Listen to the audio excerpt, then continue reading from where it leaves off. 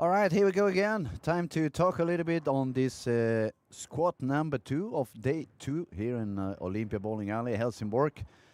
2026 Storm Lucky Larson Masters, and I have a very good friend of mine sitting by my side. I'm very happy to meet him again and having him joining us for a while in the commentator booth, Mr. Carl Eklund.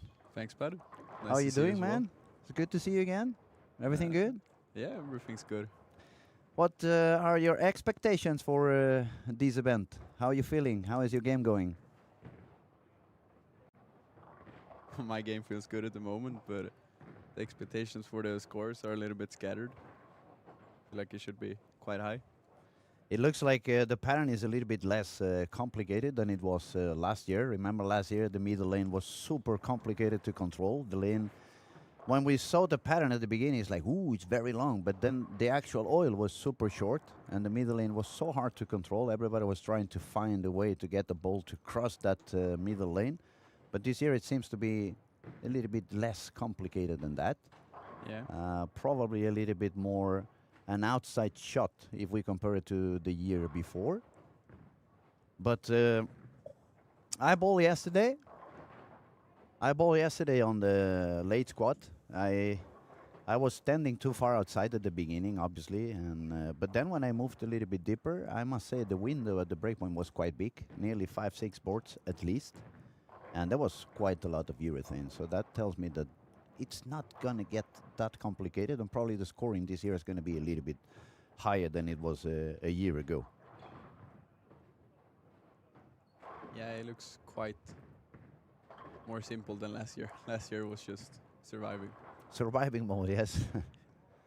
As asked you a little bit later on, you brought quite some many balls. You said 4 reactive and 5 urethane. Yes, if you count the axes, I think it's like semi-reactive urethane, kind of. Mm-hmm. It's around that kind of arsenal. Have you got any pre-strategy already in your head after you've seen a few squats going on? Yeah, the plan was when I saw the pattern first, I thought I was going to stand really far right. And then when I've watched everybody play, it looks like it's open up quite well. You saw me a couple of shots and said definitely it's not going to be out there. Yeah, so if he cannot bowl out there, maybe I shouldn't try. I'll probably try to stand around like 15 in the beginning and just be smooth with it. And I think it's a very good area because if you manage to stay patient enough on game 1 or 2, even if you have to bowl a little bit tighter angle and you don't find that much carry, as soon as the lane opens up a little bit and you get more room, then you are able to do as many things as you want. And I think the key is that. For example, on the previous squad, I saw one of these younger talents, Lucas Heichel. He had some pain in the back, but he was trying to bowl also too far to the outside. It wasn't really working for him. I was sitting here and I took a very quick break to go have a cup of coffee, and I couldn't stand myself from passing by and talking to him and say, oh, come on, move a little bit deeper because that's way too far outside. Yeah. And even with the back pain, all of a sudden he got 4 in a row. Yeah. So it kind of proves you that it's going to be some more room on that a little bit deeper of a breakpoint. For example, yesterday I was talking also when I saw the pattern, I'm pretty sure EJ is going to be starting already inside, and he's probably going to put this, as he usually does, put his breakpoint at the last or the deeper cliff there is available on the pattern, which here is on board 12. Yeah. So I'm thinking that window is probably going to be very easy to use.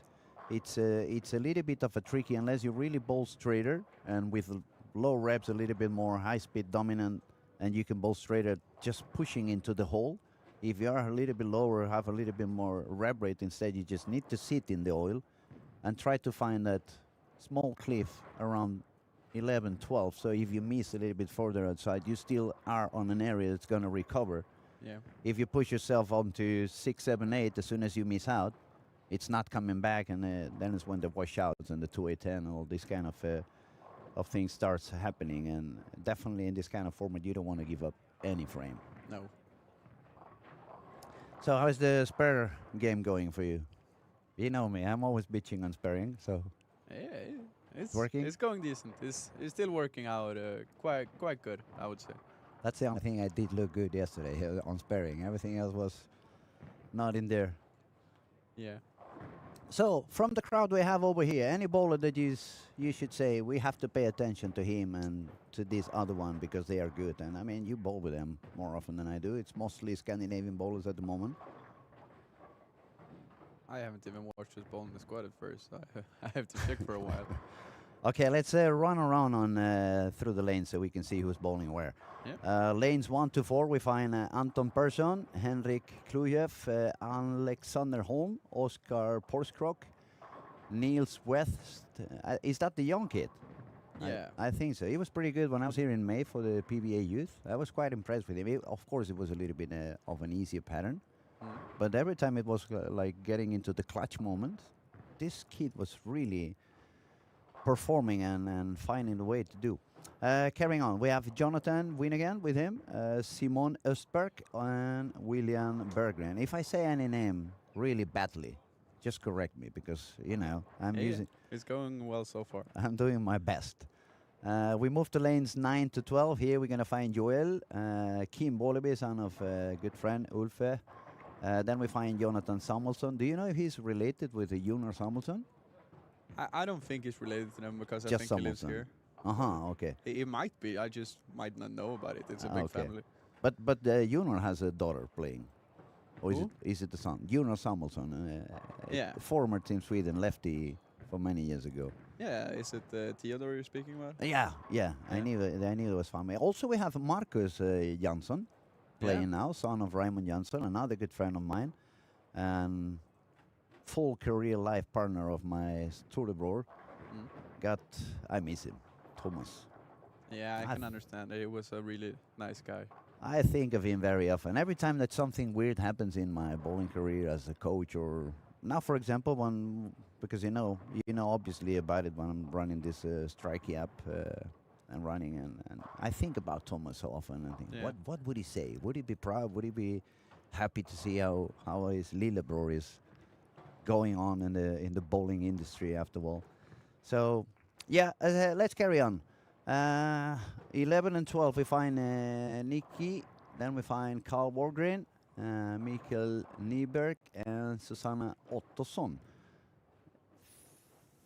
Moving to the next one, Frank Cylinder, Andreas. Oh, that's a tough one. Andreas Kleinsting, Jonathan Hallberg, and Hampus Carlson. 15 and 16, we find Anders Tauso, Marcus Janssons, the guy I was talking about. Ooh, he's got a ball in the gutter, Marcus. So he's probably far outside as well. It looked like he was standing somewhere around 8 in the arrows, not swinging it that far outside. He should be one of the guys to look out for, as long as he's not going too straight on these lanes, because I think a lot of Swedish bowlers like to play really straight, and they're still really good at it. So he's probably still gonna make it work, but I think it's easier just moving in and going more soft. He's very, very strong. I mean, he's a very strong bowler. Yeah, his physical game is really strong and just stable. Did you get the chance to see any of his father while Raymond was bowling? Yeah, I remember when I was a kid, we used to bowl a tournament that was called like in Sandviken. Mm-hmm. It's like Sandviken Open, something like that, and he used to bowl. I don't want to hear about that one. You know, my lowest game ever in my career happened in Sandviken. Yeah. The How much was that? 116. 116. You can ask Lucas. He was laughing his ass at me. Lucas Andersson. Was that Tjena, the squad he Lucas. made like 1460? The thing is, we bowled that Swedish league, and we started bowling there. And first shot on the left lane, 2-8-10. Yeah. Go to the right lane, 2-4-8-10. I was like, okay, this berry is a little bit longer. So I go back to the left lane, move 3 to the right. Guess what I left? 2-8-10. And I'm like, I look down at my feet like, did I move? Yes, I moved 3. Yeah. Okay, next one, 2 pin. Take probably the only spare in the whole game. Go back to lane 1, move again, and I left the 2-10 again. And I'm like, what the heck is happening? So I made 7 splits or 7 or 8 splits on that particular game. All of them were 2-10, 2-8-10, 2-4-8-10. And by the end of the game, it was like, okay, it looks like I don't know how to read the lanes anymore, because I kept moving and moving and moving, and Lucas kept laughing and laughing and laughing. Yeah. A little bit looking at me like, you are supposed to be coaching me. You are supposed to be helping me find out what to do here. Look at what you're doing. On my behalf, I can say that we bowled a second match later on in the after lunch, and I shot 1,000. Okay, that makes up for a little bit. I was 150 higher than anyone on the team, and it was like, okay, I'm still back, I'm still the coach. But Sandviken, I will never forget that. No, I understand that. My goodness. You remember those more than you remember the thousand scorings. Way more, way more. It happens to me. You are too young, probably your memory still works. But you know what happens to me from time to time? I meet people that I haven't seen in many years, and they come and call you for some memories. Do you remember when you won that event in that bowling center? And when they tell me that, sometimes it's like, I don't even remember having bowled in that bowling center. Yeah. Not that I don't remember winning, I don't remember being there. No, I think that's responsible for it. you remember the worst things instead. Yeah, so Sandviken. But go back to it. So you bowled in Sandviken? I don't When we were remember. talking about Raymond. Oh yeah. We used to bowl with him, my dad and I. We used to bowl, and Marcus and Raymond. They went there always. Mhm. He still, even though he was not as good as he was when he was younger, he still qualified every year and was probably in top 5 every time I saw him.